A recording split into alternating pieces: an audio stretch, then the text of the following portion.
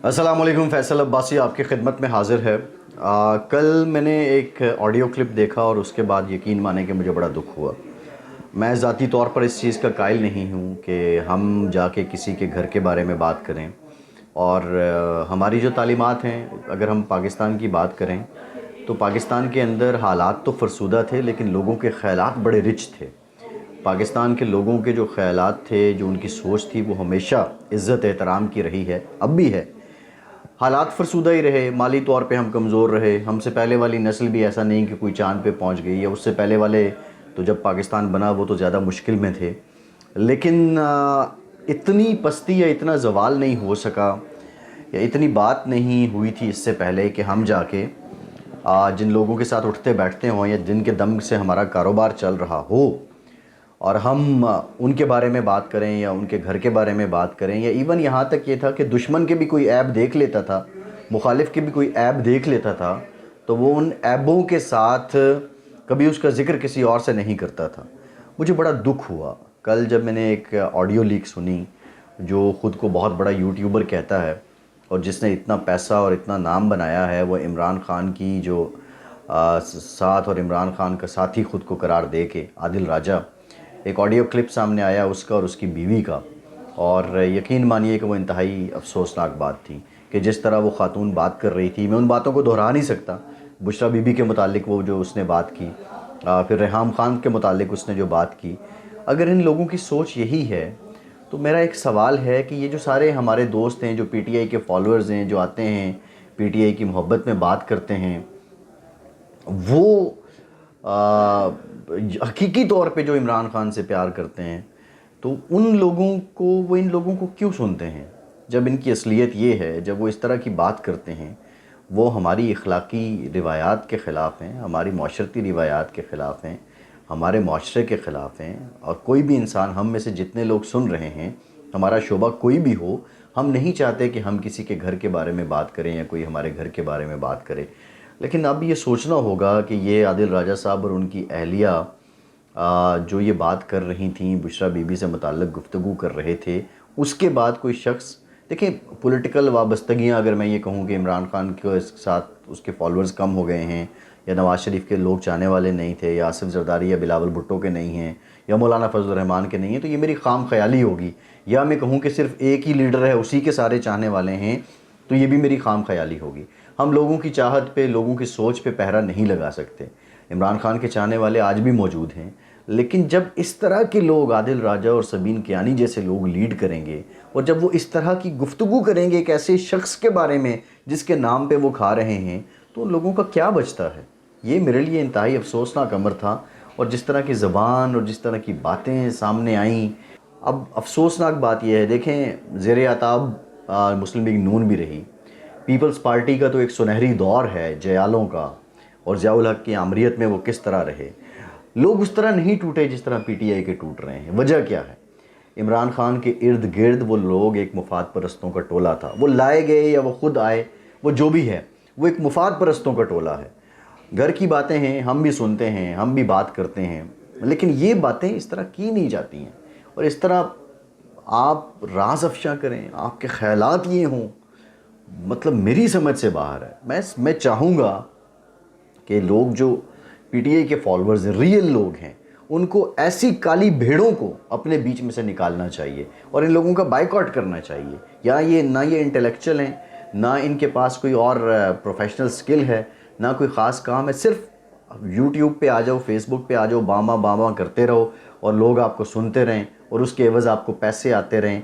फिर अभी तो मैंने अपने वीलॉग्स में बड़ी डिटेल इसके बारे में बात की हुई है कि किस तरह इसके कनेक्शंस हैं, किस तरह ये इंडिया के एजेंडे को टो करता है, किस तरह ये वहाँ से इसके फाइनेंशियल स्टेक्स हैं, ये पूरी लॉबी किस तरह है। एक ये शख्स है, एक दो शख्स और हैं जो पाकिस्तान से, एक अमेरिका में, एक बरतानिया में है, दो चार बुज़ुर्ग यहाँ भी हैं। तो बताने का मकसद ये है कि ये जो सिलसिला है, इसमें ज़रा ख़ुद ही सोच लीजिए, आप ख़ुद ही फ़ैसला कर लीजिए। अगर एक लम्हे को अब जो सबसे लेम जवाज़ होता है वो क्या है कि ये जो ऑडियो आई है ये जाली है जी, हमारी नहीं है, ये डोड़ी गई है। भाई ये जैसे भी आई है, लेकिन आपकी एक सोच सामने आ गई है। फिर कहेंगे वॉइस चेंजर आ गए, सारा कुछ आ गया, लेकिन ये बातें सच हैं, इन लोगों की अप्रोच यही है। आप इनका ट्रैक रिकॉर्ड देखें, इसका अपना जो राजपूत ख़ानदान है उसमें इसका बर्ताव देखें, फिर उसके बाद इसकी मिसेस का कंडक्ट देखें कि किस तरह आके वो ट्विटर पे उल्टे पंगे लेते हैं। और इनका मकसद क्या है? इनका मकसद है कि हमने लाइमलाइट में रहना है, हमें व्यूज़ मिलते रहें, हम डिस्कशन में रहें, और सोच इनकी इतनी घटिया है, ये आपके सामने है।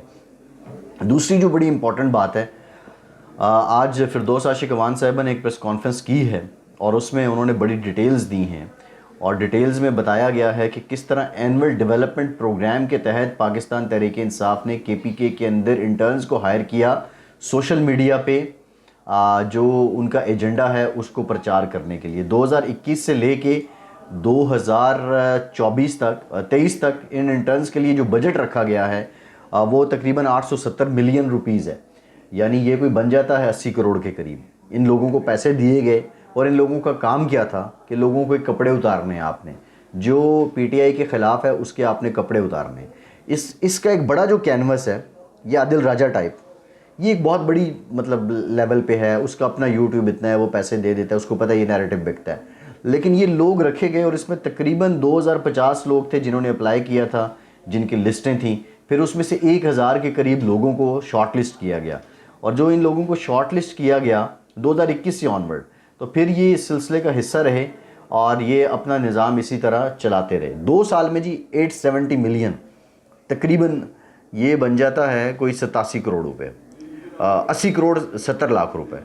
ये इतने पैसे जो हैं वो इन लोगों पे लगे हैं, और 3-4 सालों में तकरीबन इन्होंने जो 3139 एग्जैक्ट सॉरी नंबर थे, 3139 में से 1109 लोगों को इन्होंने सेलेक्ट किया। और उसमें यह है कि पहले से जिन लोगों की थोड़ी पेनिट्रेशन थी उनको लिया गया। वैसे तो ADP में इसको इसलिए रखा गया कि जो अच्छे काम है इदारों की उनकी ये पजीराई करेंगे, लेकिन इन लोगों ने प्रोपागेंडा किया सर फहरिस्त फ़ौज के ख़िलाफ़।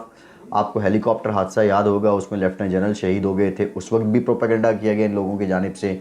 ऑनवर्ड फिर वो मीर जाफ़र मीर सादिक कैंपेन में प्रोपागेंडा किया जाता रहा, अदालतें रात को क्यों खुली इस पे प्रोपागेंडा किया जाता रहा। तो ये सारे लोग उस मकसद के लिए इस्तेमाल हुए हैं।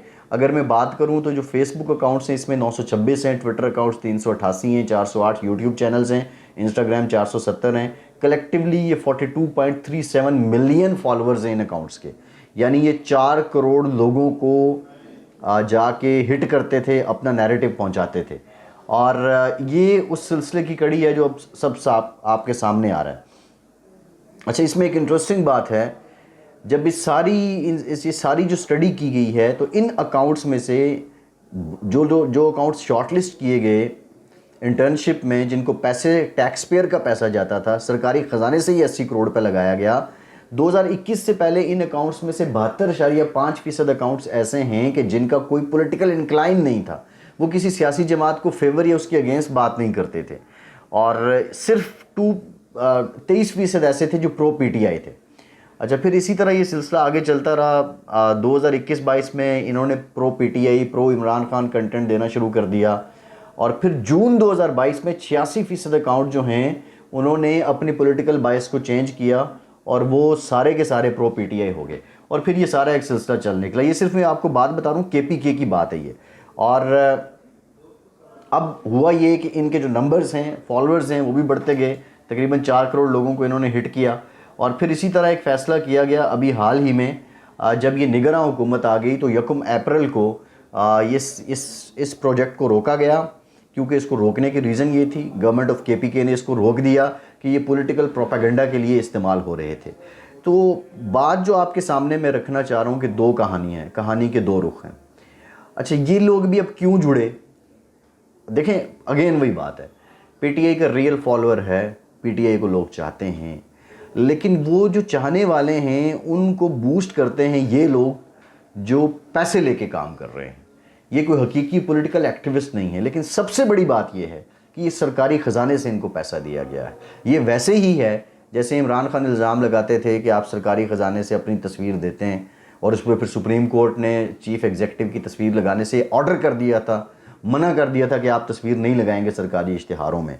तो ये वैसा ही सिलसिला है, टेक्निक नहीं थी, क्योंकि PTI स्मार्ट जमात है, उसको ये सारे गुर आते हैं, उन्होंने ये कर लिया, लेकिन कहने का या बताने का मकसद ये है, जो बात आपके सामने रखना चाह रहा हूँ, कि ये हालात इस तरह के हैं और ये मामलात यूँ चल रहे थे। बाकी जो रहा आदिल राजा एंड सबीन कियानी का सवाल, तो ये मैं आप पे छोड़ता हूँ कि what they have done actually. मैं आज कोई ज़्यादा एग्रेसिव बात नहीं करना चाह रहा, लेकिन हकीकत मैंने आपसे कहा था, अभी बहुत सी ऑडियो कॉल्स आनी है, अभी वीडियोस का इंतज़ार करें इन लोगों की, फिर आपको पता चलेगा। फैसल अब्बासी को इजाज़त दीजिए।